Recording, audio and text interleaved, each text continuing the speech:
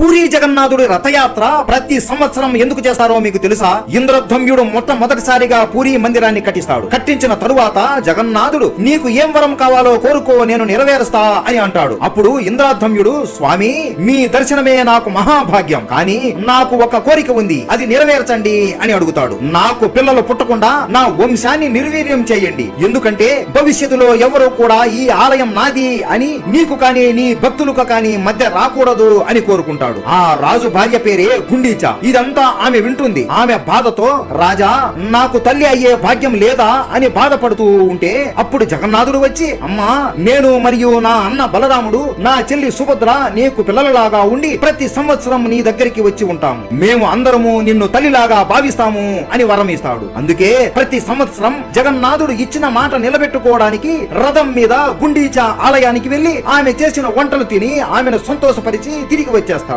అంతటి కరుణామయుడు మన జగన్నాథుడు. మనం కూడా భక్తితో ఏ కోరిక కోరినా తప్పక తీరుస్తాడు. జగన్నాథుడు అంటే మీకు ఇష్టం ఉంటే జై జగన్నాథ అని కామెంట్ చేసి సబ్స్క్రైబ్ చేసుకోండి.